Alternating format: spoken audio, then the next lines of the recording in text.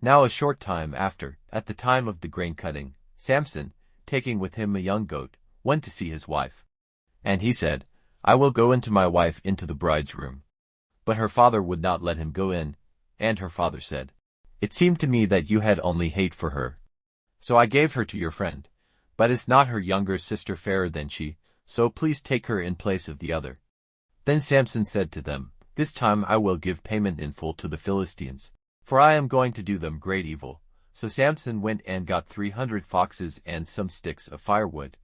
And he put the fox's tail to tail with a stick between every two tails. Then firing the sticks, he let the foxes loose among the uncut grain of the Philistines, and all the corded stems as well as the living grain and the vine gardens and the olives went up in flames. Then the Philistines said, Who has done this? And they said, Samson, the son-in-law of the Timnite, because he took his wife and gave her to his friend. So the Philistines came up and had her and her father's house burned.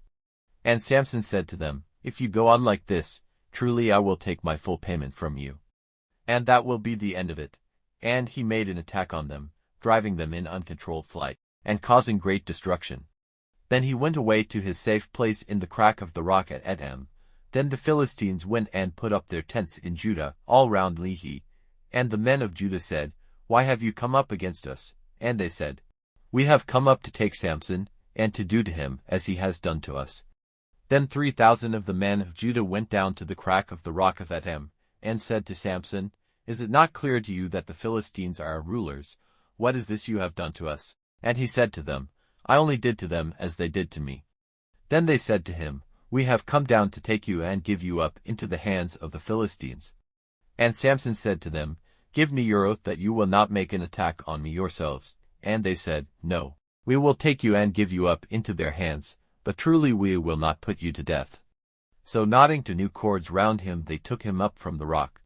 And when he came to Lehi, the Philistines came out, meeting him with loud cries. Then the Spirit of the Lord came rushing on him, and the cords on his arms became like grass which has been burned with fire, and the bands came falling off his hands. And taking up the mouth bone of an ass newly dead, which he saw by chance on the earth, he put to death 1,000 men with it. And Samson said, With a red ass's mouth bone I have made them red with blood. With a red ass's mouth bone I have sent destruction on 1,000 men. And having said these words, he let the mouth bone go out of his hand. So that place was named Ramath-lehi. After this, he was in great need of water, and crying out to the Lord, he said, You have given this great salvation by the hand of your servant, and now need of water will be my death.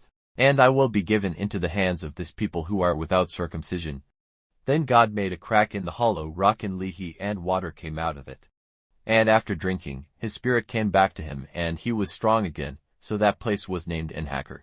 It is in Lehi to this day, and he was judge of Israel in the days of the Philistines for 20 years.